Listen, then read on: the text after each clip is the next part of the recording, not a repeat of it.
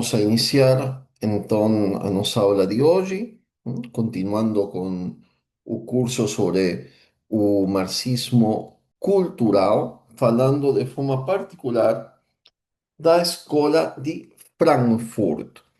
Temos visto então, até agora, o marxismo, como nasce a Escola de Frankfurt, qual é a intenção da escola inicialmente.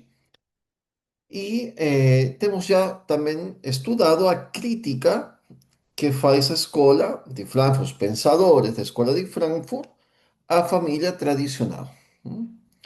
Hoje temos que ver um tema que é essencial, é um tema que não é comumente falado, mas que eu acho que é importantíssimo para poder realmente entender o centro da teoria crítica, que é aquilo que a Escola de Frankfurt faz, e como eles consideram o cristianismo como a principal, o principal oponente. Eh, Nós estamos já vivendo a Revolução Cultural, aquilo que eles semearam lá no ano de 1922, quando iniciou o Instituto de Pesquisa Social, não? A Escola de Frankfurt. Nós com certeza estamos já colhendo os frutos maduros desse pensamento. É importante entender então por quê, como e onde eles desejam chegar com a proposta que eles têm. Então, hoje vamos falar sobre a crítica ao cristianismo. Só para recapitular até agora, lembrando que a Escola de Frankfurt nasceu em 1923 como Instituto de Pesquisa Social em Frankfurt, Alemanha, e inicialmente foi sob a direção de Karl Grünberg. Desde a sua origem, a intenção, bem explícita, de fato, era desenvolver uma reflexão marxista interdisciplinar que unisse filosofia, sociologia, psicologia, economia e cultura. Então, a proposta inicial foi sempre aquela. Os pensadores, os distintos pensadores das distintas épocas irão desenvolver essa intenção inicial da escola, do instituto. Em 1930, que é importantíssima essa data, porque a direção do instituto passa a Max Horkheimer, que é o autor, junto com Theodor Adorno, principalmente, da teoria crítica, hum, que é aquela aplicada, aquela característica dos pensadores da Escola de Frankfurt, aquilo que nós hallamos em comum entre eles. Os principais pensadores aos quais eu quero me referir hoje Max Horkheimer e Theodor Adorno, são importantíssimos, e Herbert Marcuse, de forma particular, eh, porque Marcuse foi aquele que, de alguma forma, fez com seu pensamento a revolução sexual que aconteceu na década dos 60, iniciando lá na França, com o famoso Maio francês, mas tendo repercussões no mundo todo. É importantíssimo e hoje nós tentaremos entender um pouquinho como, por que a proposta de Marcuse é uma proposta anticristã, basicamente. Bom, com a ascensão do nazismo, Hitler, que ganha democraticamente as eleições na Alemanha, o Instituto foi obrigado a encerrar suas atividades em Frankfurt em 1933. Esse dado é importantíssimo, porque todos eles, ou praticamente todos, são judeus. Então, ao chegar Hitler ao poder, todos eles devem fugir da Alemanha. Ahí tienen historias particulares, dos inicios, por ejemplo, Benjamin, que acaba se suicidando, mas será para outro momento, vamos no punto central. Após uma breve passagem por Genebra e Paris, o instituto transfirió-se para os Estados Unidos, reinaugurando en 1934 na Universidade de Columbia, en New York. Então, isso aqui é importantíssimo, eh, muito importante, porque nesse período, Horkheimer, Adorno, Marcuse e Erich Fromm, que é o psicólogo do grupo, lecionaron y publicaron intensamente, y Marcuse en particular fue pesquisador en Harvard y después profesor en diferentes facultades, acabando en aquella de San Diego. Pensar como pensan muchas personas que los Estados Unidos en esa época no era comunista o no existía marxismo, es un ejo. É um erro muito grande. Ah, não existe o erro nos Estados Unidos porque é o capitalismo. Vocês conseguem entender aqui como realmente o marxismo cultural não se expandiu a partir da Europa, mas como chegou ao Brasil? Chegou ao Brasil desde os Estados Unidos, que é a potência mundial. Em particular, Marcuse atuou como uma ajuda para o governo dos Estados Unidos. Y eso también un punto interesante para pensar cómo ese país capitalista utilizó y contrató, ¿no? como parte da CIA, na época no se llamaba así, mas a CIA, a un marxista, porque Marcuse era un marxista, abiertamente marxista. Das faculdades, principalmente a Faculdade de New York, Columbia, nós temos uma influência mundial, e em particular para o nosso Brasil, do pensamento marxista, com essa nova índole do marxismo que é cultural, frankfurtiano, podemos falar. Então, esse pensamento vai chegar a partir diseminado inclusive pelo capitalismo. Es interesante eso, a gente teria que analisar en algún momento como foi possível isso. Realmente tem um mistério do mal por detrás. Bom, o que eles querem? Só lembrando algumas coisas que a gente já falou, eles querem voltar ao jovem Marx. Um dos eixos centrais do projeto frankfurtiano era o retorno ao primeiro Marx, ao jovem Marx. Não tanto ao Marx do Capital, mas ao Marx dos manuscritos econômico-filosóficos de 1844, onde se fala de alienação, de emancipação humana e da crítica à religião como ópio do povo, famosa expressão marxista. Esse jovem Marx também aparece de maneira clara em sua famosa carta a Arnold Rouge, onde afirma explicitamente, e é interessante lembrar, se a construção do futuro e o acabamento definitivo para todos os tempos não é nossa tarefa, é tanto mais certo que devemos realizar no presente.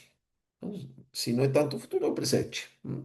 Quero dizer, a crítica implacável de tudo que existe.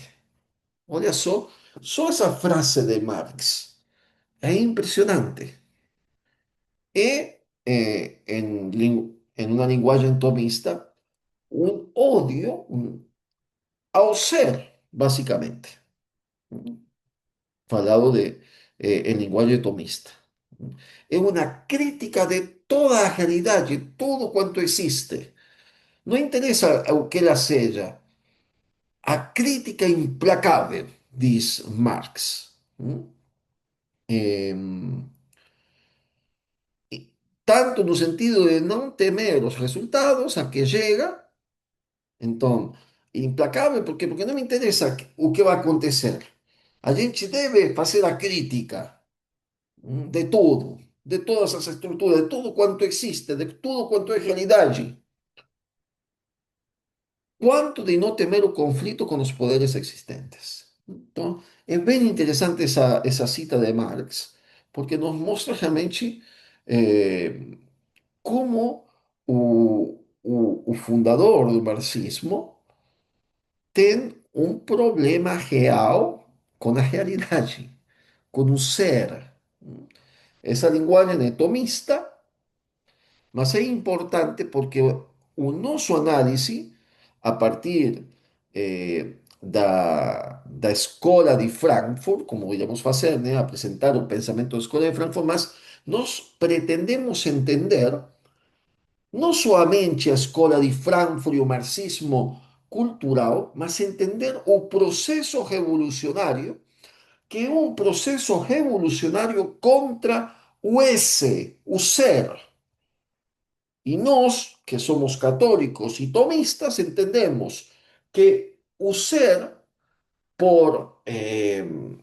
com a máxima perfeição, o ipsum esse subsistem, como chama São Tomás, é Deus. Então é bem interessante entender isso aqui. Depois a gente vai ter que fazer toda uma parte de filosofia da história e de teologia da história, que eu pretendo, com a ajuda de Deus, poder fazer aqui e compartilhar com vocês. Bom, a escola de Frankfurt é característica, a característica dessa teoria crítica, a chamada teoria crítica, que foi formulada inicialmente por Horkheimer no ensaio Teoria, Tradição e Teoria Crítica. Então, eles querem realmente fazer o que Marx falava, que era transformar a sociedade. Marx falava de transformar a realidade, mudar a realidade, e eles falam de sociedade de forma específica. Horkheim escreve: a teoria crítica não tem outro apoio específico que a preocupação com a abolição da injustiça social. Eh, Bom, a teoria crítica, portanto, não é neutra e nós não devemos ser bobos. Ela assume uma posição diante da realidade, denunciando estruturas de dominação. Então, ela procura estruturas de dominação, que é basicamente toda a realidade, tá? Começando com a família, começando com a religião e todas as outras coisas que prestam na nossa sociedade e exigindo naquelas coisas uma praxis revolucionária. Bom, o que eles pretendem fazer? Só lembrando, estou indo muito rápido porque nós já falamos sobre isso no primeiro vídeo. Mas estou recapitulando para introduzir o tema que é muito importante, que é essa crítica ao cristianismo. Bom, é importante entender que enquanto o marxismo clássico, quando falo de clássico, estou falando o marxismo de Lenin, o marxismo de Stalin, ¿sí? O marxismo que a gente teve das guerrilhas. Bom, enquanto esse marxismo clássico tem uma proposta utópica, mas proposta pelo menos utópica, né, de construir uma sociedade comunista. Então, de alguma forma, é interessante ver aqui como o marxismo é um messianismo,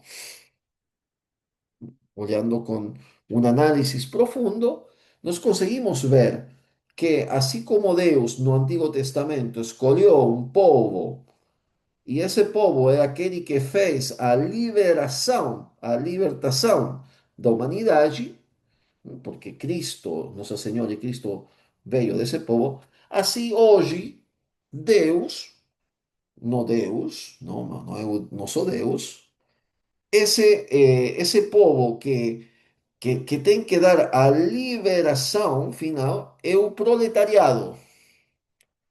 A revolução é o meio pelo qual chegará. ¿m? Por meio do proletariado, que é aquele que tem essa missão de dar à luz, né, o comunismo. A sociedade, primeiro, um socialismo, e após o socialismo, o comunismo, que é uma espécie de paraíso na Terra. ¿M? Paraíso na Terra. Uma utopia. Como todas as heresias, a gente vai ver, o marxismo tem também uma influência de gnosticismo y por tanto das heresias que a igreja sempre combateu. Não que seja uma religião, não é uma religião, não, mas eh, ela, ela tem essa particularidade de nos ver que Donoso Cortés, aquele grande pensador espanhol, vai dizer com toda a verdade que por detrás de todo problema político sempre iremos encontrar um problema teológico. Isso é verdade. A gente tem que ter esse olhar teológico da história e da realidade. Bom, voltando então a essa crítica, o que que eles pretendem? Eles não pretendem construir uma coisa em positivo, uma sociedade em positivo. Eles sempre falam que a crítica é negativa. ¿Qué quiere decir? Una dialéctica negativa, así llaman eles, né? Quer dizer, desconstruir as estruturas tradicionais da sociedade ocidental. Falo tradicionais são as estruturas greco-romanas cristãs. Família, religião, moral, educação, direito e também o arte. ¿Por quê? Porque dizem que são instrumentos de dominação e de opressão para a sociedade. Cuando se trata de propuestas concretas, a ver, ¿por qué que debo me emancipar, que é a palavra que eles utilizam o tempo todo? Eles não têm. Eles não têm uma proposta concreta. Para que eu vou me emancipar da religião cristã? O que que vai acontecer? Adorno, en dialéctica negativa, que es importantísimo ese escrito, insiste que no hay síntesis o sistema final, que ele não está propondo, como fazia o comunismo clássico, que a gente vai chegar a um comunismo onde, como fala o Foro Econômico Internacional para o 2030, não teremos nada se seremos felizes. Ele não está propondo isso. Então, é importantíssimo essa parte. ¿Por quê? Porque se trata de uma coisa puramente negativa. O único caminho é a dialética negativa, diz Adorno. Una crítica permanente que denuncia falsificaciones y evita toda reconciliación ideológica. ¿Con qué? Con todo. Lembremos aquilo que falava Marx, uma crítica inexorável de toda a realidade. É isso. Marcuse, que é muito famoso, principalmente pelo escrito O Homem Unidimensional e Eros e Civilização, que são, vamos a dizer assim, aqueles que moldearam a sociedade dos anos 60, os jovens, tem um escrito, do qual não é muito falado, mas eu pretendo fazer uma coisa específica, que é tolerância repressiva, onde ele vai mais longe, é talvez o mais radical de todos os escritos de Marcuse, e ele propõe uma prática política. Mas, atenção, não se trata de um estádio onde você chega, mas uma prática para ser colocado, uma coisa para ser colocado em prática. O que ele chama de tolerância libertadora, e vocês prestem atenção sobre isso, depois a gente vai falar mais, mas qual é a tolerância repressiva? É aquela tolerância que deve ser seletiva, tolerando apenas os movimentos emancipatorios y recusando a tolerancia a forças conservadores. En otras palabras, quien debe ser tolerado es aquel que emancipa, aquel que no emancipa, aquel que pretende conservar, y aquí está muita coisa, porque encontramos liberais, encontramos os liberais são conservadores, no sentido que é interessante pensar nisso, eles são revolucionários.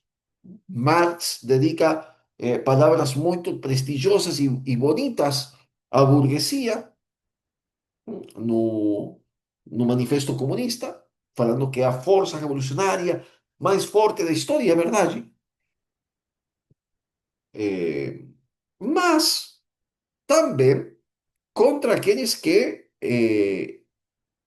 são os religiosos, por exemplo, os católicos, os cristãos, os judeus tradicionais, todo mundo que, segundo ele, não está emancipando a sociedade ocidental, não ajuda à emancipação. Então, eles não devem ser tolerados. Quem deve ser tolerado é aquele que é emancipador. Que não é emancipador, que diz que não pensa como eu, então tolerância zero. E ele vai falar explicitamente sobre isso, e nós vemos realmente como esse pensamento tem entrado na cabeça das pessoas. O politicamente correto é precisamente isso. Você tem que coincidir com tudo que seja politicamente correto. Se você não coincide com o politicamente correto, se você ousa falar contra o politicamente correto, então você é cancelado da cultura do cancelamento, da cancelação. Você não é tolerado. O cristianismo, então, não é tolerado em uma sociedade formada pelos princípios de Marcuse e da Escola de Frankfurt. E o que eles ensinam aos jovens universitários, o que eles começaram a ensinar, é isso. Nós devemos tolerar únicamente aqueles que são emancipadores, aqueles que não pensam como nós, não têm direito à tolerância. Eles devem ser reprimidos. Bom, em resumo, a proposta frankfurtiana é a emancipação pela emancipação. É importantíssimo isso aqui. É uma revolução no interior do homem, como falava Santo Agostinho. Quer dizer, contra o homem mesmo. A revolução pela revolução. A destruição pela destruição. E o que vai acontecer? Bom, a emancipação. Não existe um horizonte final claro nesses pensadores. Não há síntese nesse sistema a construir. O essencial é negar o presente e a crítica inexorável da realidade, como dizia Marx, e manter aberta a possibilidade de uma transformação radical contínua. Contínua revolução e revolução e revolução.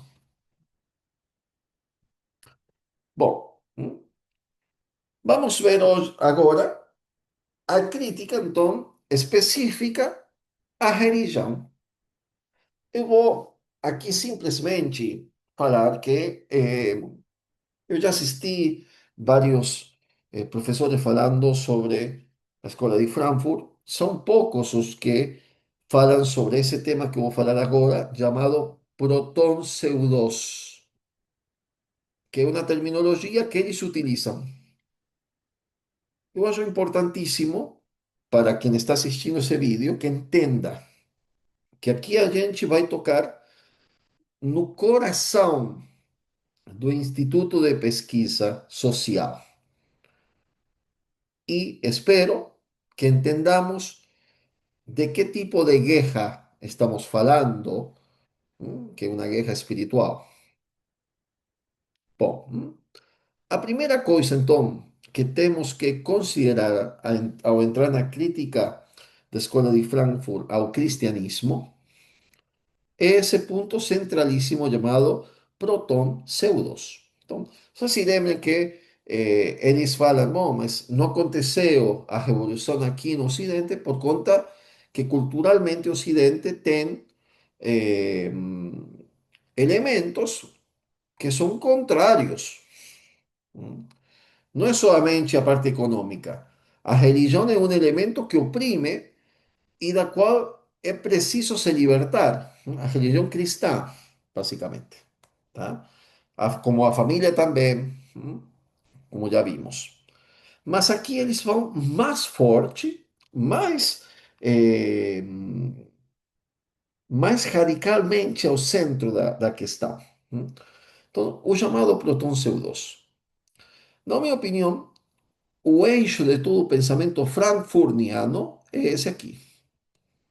Dele se derivam todas as outras críticas à família, à moral, à cultura, à sociedade ocidental. Tudo está condensado neste parágrafo da dialética do esclarecimento que vocês podem procurar e ler depois para que vocês vejam que não é um invento, professor. Eles deixaram escrito isso. Nesse livro considerado um fundamental do pensamento frankfurtiano, escrito por Horkheimer e Adorno, quando estão falando sobre o antissemitismo, eles têm uma parte que fala o seguinte, prestem atenção, porque não é fácil notar eh, o quão diabólico é esse pensamento. E ainda menos fácil com o Adorno olhando para a gente da forma. Essa foto aqui é de Teodoro Adorno. O dano o causa precisamente o momento reflexivo do cristianismo, a espiritualização da magia, a autorreflexão humana no absoluto, a humanização de Deus por meio de Cristo. É o próton CO2. Cristo, o Deus feito homem, é o feiticeiro divinizado. Eu sei que parece assim, quase muito difícil de entender, mas vamos apresentar. Esse aqui, para todos os que estão assistindo e irão assistir, é, na minha opinião, realmente a chave de leitura de toda a escola de Frankfurt, de todo o marxismo cultural e de toda a obra revolucionária que a gente está experimentando na nossa sociedade. Hum. Bom, origem da expressão. O termo próton CO2, traduzido como primeira falsidade, aparece em Aristóteles. Então, eles o tomam de Aristóteles, particularmente en su obra Refutaciones Sofísticas. Aristóteles utiliza esa expresión para designar o primero ejo lógico. Presten atención aquí que estamos, es importantísimo. É o primeiro ejo lógico dentro do raciocínio. Se a premissa inicial está corrompida, todo o edifício que se constrói a partir dela estará inevitavelmente comprometido. Então, quer dizer, se aqui a base que eu estou colocando, sobre a qual eu vou construir o meu raciocínio, diz Aristóteles, está comprometida, é a primeira falsidade, todo o resto será falso e será consequência daquela primeira falsidade. Quer dizer, em termos lógicos sempre, o próton CO2 é o fundamento enganoso que sustenta todo um discurso, mesmo que as etapas posteriores pareçam coerentes. O erro original contamina a cadeia do raciocínio. Então, Aristóteles fala assim, bom, a falsidade primeira, a primeira falsidade, mesmo que depois tudo seja lógico, será falso por conta dessa falsidade sobre a qual, esse fundamento falso sobre o qual eu construí esse raciocínio.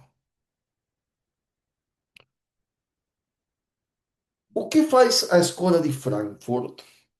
Eles aplicam, Horkheimer e Adorno, nesse livro A Dialética do Esclarecimento, aplicam essa noção ao cristianismo. Para eles, o próton CO2 da cultura ocidental, da nossa cultura, da nossa civilização, é a encarnação de Cristo, a encarnação do Filho de Deus. Vejam só a gravidade que tem isso aqui. O que a fé cristã proclama como núcleo de salvação, Deus feito homem, seria, na leitura frankfurtiana, o primeiro erro, o erro fundamental, que inaugurou toda uma tradição de dominação cultural, religiosa e moral. Então, o problema deles não é com seu filho, não é com a sua família diretamente, é com aquilo que sustentou aquela família, aquela que foi aquele primeiro erro que deu origem a essa ideia de família que a gente tem, que deu ideia que deu origem a essa ideia de sociedade, que foi a sociedade medieval e a sociedade posterior, a esa, que deu origem a essa ideia de direito que tem as nações, que deu ideia àquilo que a gente tem como arte, como o belo, aquilo que tem uma beleza em si mesma. Isso tudo, toda a cultura ocidental, todas as coisas ruins que oprimen as pessoas têm um erro fundamental, e esse erro fundamental se chama encarnação. Cristo, nas palavras desses autores, é o erro fundamental da cultura ocidental. Essa divinização de Deus, da humanidade, como eles a chamam, né? A autorreflexão humana no absoluto, a humanização de Deus por meio de Cristo, a encarnação. Isso é o erro fundamental, o proton CO2 da cultura ocidental, o que a gente deve tirar para emancipar a nossa sociedade.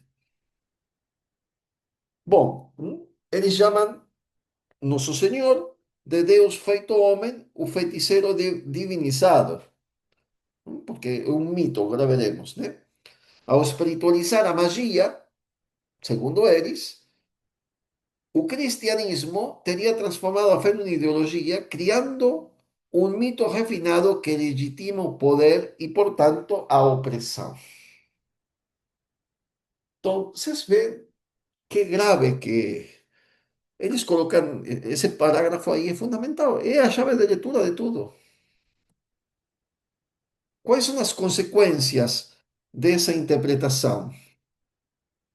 Se a encarnação do Filho de Deus é o proton pseudos, então, com certeza o cristianismo não é uma verdade, revelação nem nada disso, mas a primeira falsidade, falsificação, e Cristo, vejam só, porque não seria propriamente o cristianismo, seria Cristo, a encarnação.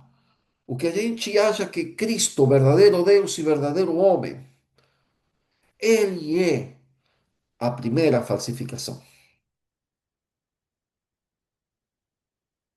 Portanto, a religião cristã que aceita esse dogma será então fruto dessa falsificação para a qual nós devemos nos libertar do cristianismo. A moral cristã é fruto dessa primeira falsificação, então devemos nos emancipar dela. A religião então não liberta, mas mantém o homem alienado, e a moral cristã não conduz à santidade, mas funciona como instrumento de repressão, de opressão, não? Das pessoas, da sociedade. Então, ela vira um discurso de ódio. A nossa fé, a nossa moral, sendo edificada sobre a primeira falsificação, o primeiro engano, vira discurso de ódio. Por quê? Porque isso que oprime as pessoas. Isso está oprimindo a sua pregação, a sua crença. oprime y por tanto ella es vehículo de odio. A cultura ocidental, construída sobre las bases cristãs, es desde el inicio una cultura de dominación y por tanto de odio, discurso de odio. ¿Vocês entendem a gravidade que nós temos aqui?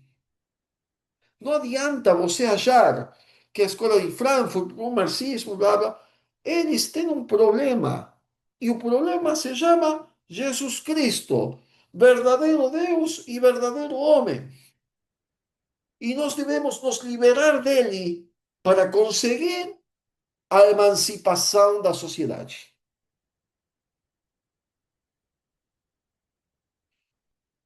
Todas as outras críticas que a escola de Frankfurt faz, todas, a família, a moral tradicional, a religião, a educação, a arte, todas partem desde este ponto de origem. É porque Cristo teria sido transformado em feiticeiro divinizado, que a sociedade ocidental construyó sus instituciones como formas de control y transmisión de odio, porque se a minha fé, a minha moral é represora, então ela produz odio, é um discurso de odio. Bom, chegando quase no final da nossa eh, aula de hoje. Eu espero ter deixado bem claro realmente como eles irão propor, assim, tem muito texto onde eles falam que é necessário se libertar, emancipar, né, da religião, da moral. Eles têm muito texto, vamos a ver alguns deles. eh, mas eu acho que o central é isso aqui. E agora nós vamos a tentar olhar para isso com os olhos da teologia e entender o problema. A lectura frankfurtiana da encarnação como Platão Pseudos mostra a linha de continuidade com o gnosticismo antigo. No fundo, o marxismo é gnóstico. Nós não estamos habituados a pensar dessa forma. Nós pensamos que é um partido político. Estamos aqui frente a um gnosticismo. Para os gnósticos dos primeiros séculos, era impossível aceitar que o Deus eterno tivesse assumido a carne humana. A heresia sempre se voltou contra o mistério central da fé cristã, que é Cristo. A humanidade de Cristo, a divinidade de Cristo. Todas as heresias têm isso como centro. O gnosticismo negava isso.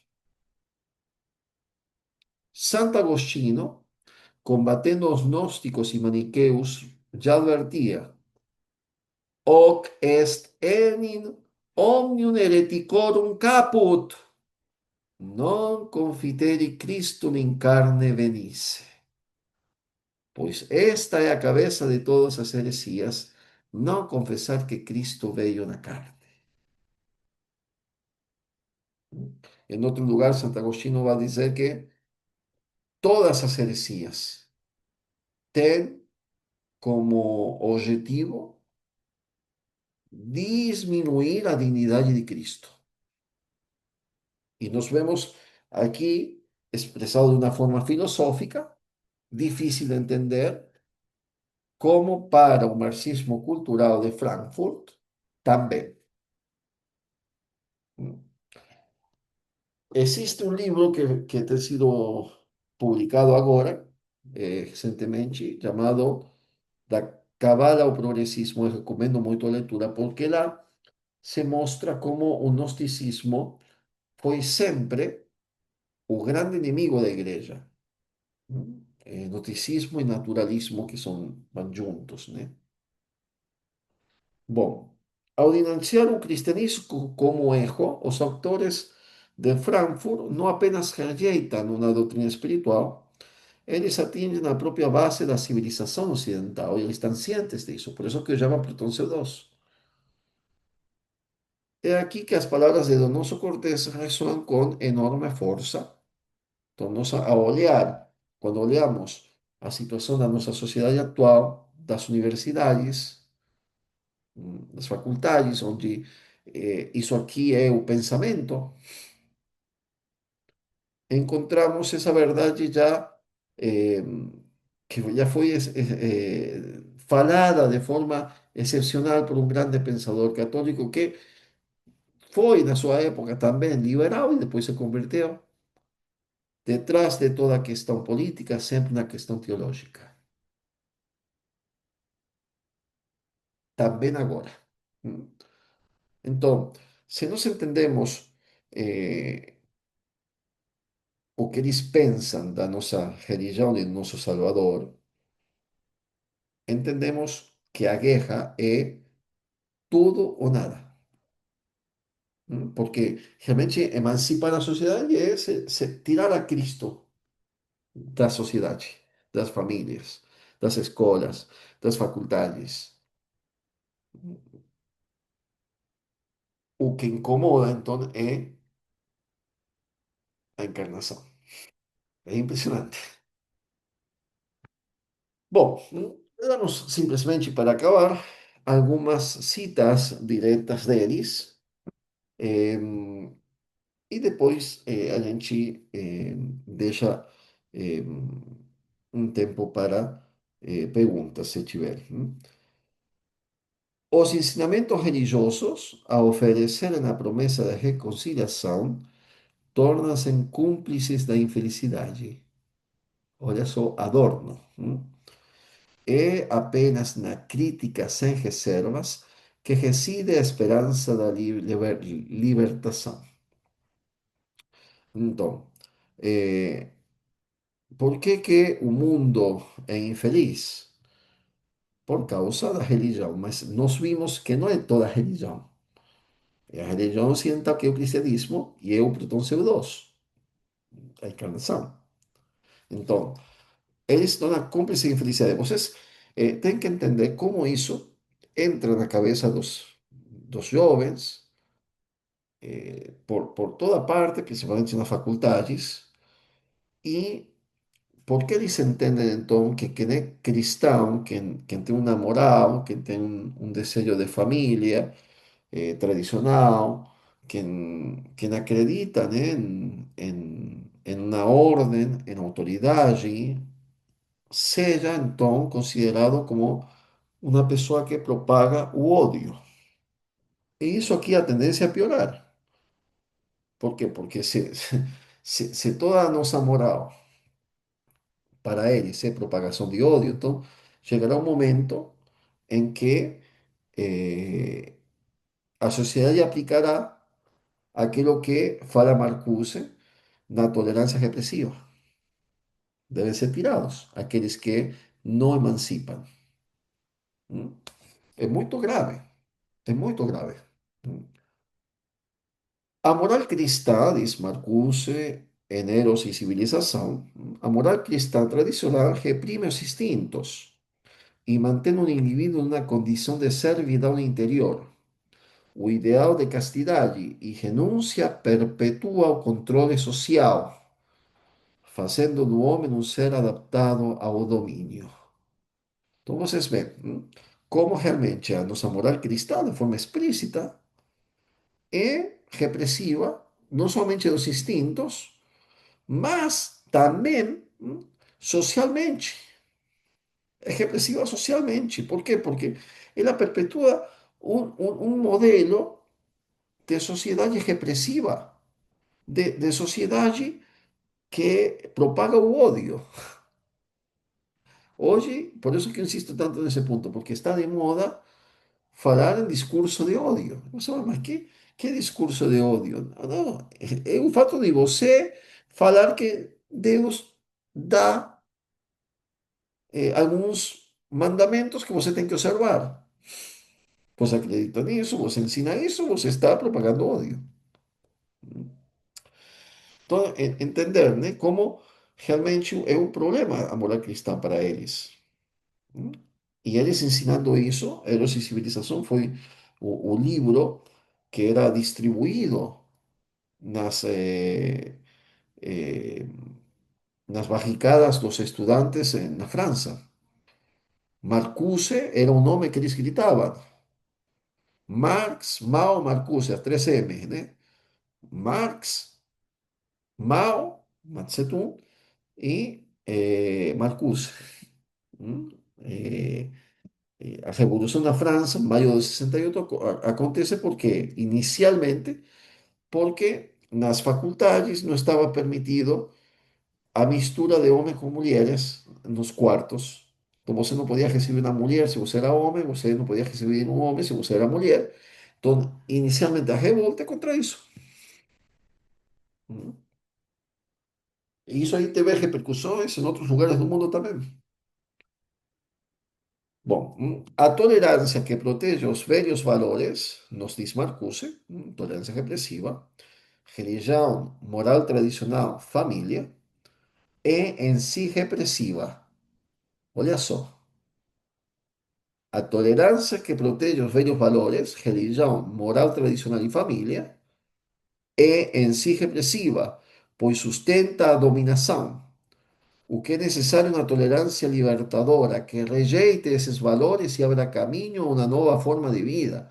E ele vai falar explicitamente nesse escrito, que eu realmente recomendo que vocês conheçam, porque é o que a gente está vivendo hoje, vivenciando hoje.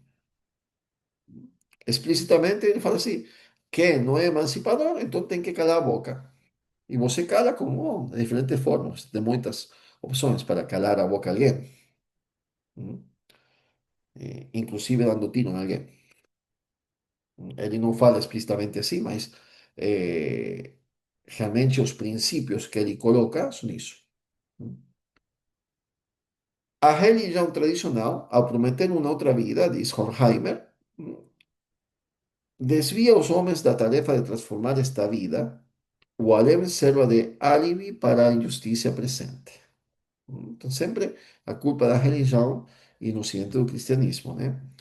A libertação da repressão não significa o caos, mas a possibilidade de uma ordem qualitativamente diferente, fundada no livre desenvolvimento das necessidades e faculdades humanas. Então, essa repressão sexual que a religião faz, que o cristianismo faz, que a moral cristã faz, eh, então ela é ela que está prevenindo esse desenvolvimento livre das necessidades e faculdades humanas.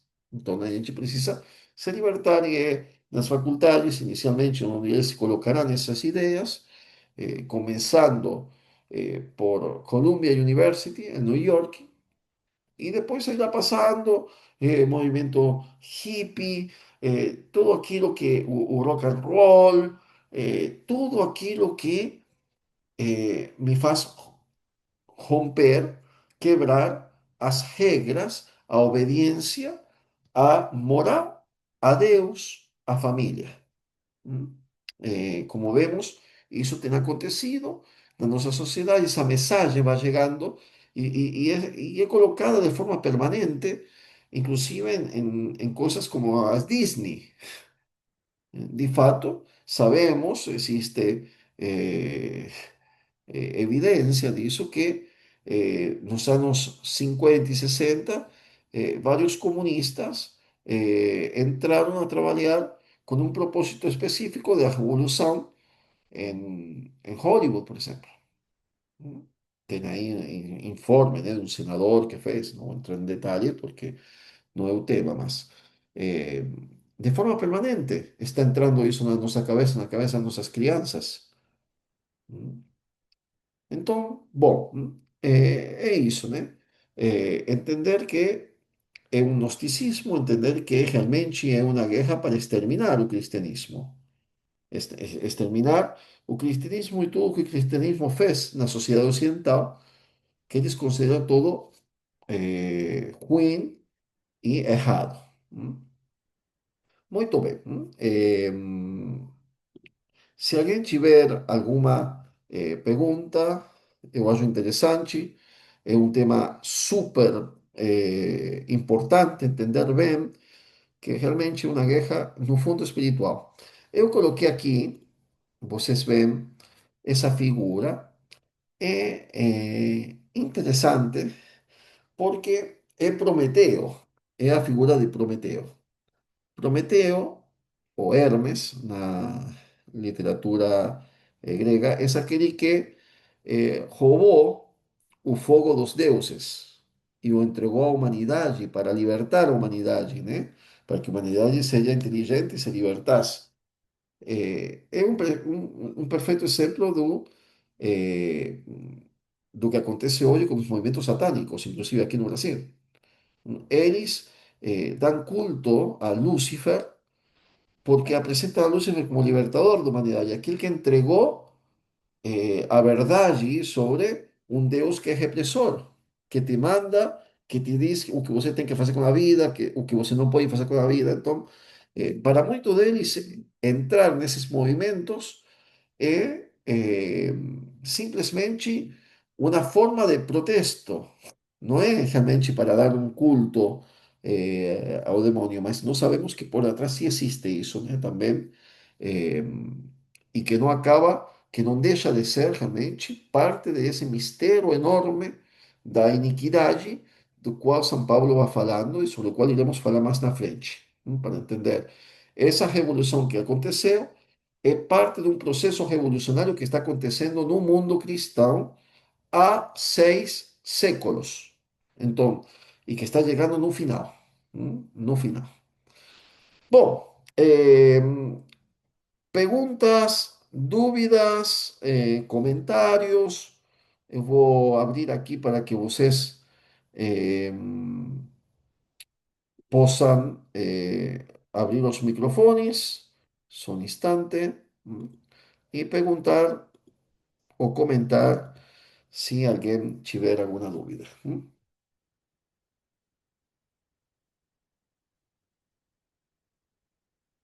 Algum comentário, alguma dúvida? Lucas, professor, esses autores frankfurtianos tinham ligação com círculos satanistas? Eu não posso dizer que sim, eu não tenho conhecimento, Lucas. Eu acredito sim que eram gnósticos, em sentido que mesmo talvez sem saber, mas esse gnosticismo vai chegar a eles de forma muito forte através da Cabala e através do pensamento de Hegel, principalmente. A minha intenção é apresentar isso depois, né, porque é um tema muito denso, né, para falar. Mais alguma pergunta, alguma dúvida? Podem abrir os microfones e perguntar, né, sem problemas.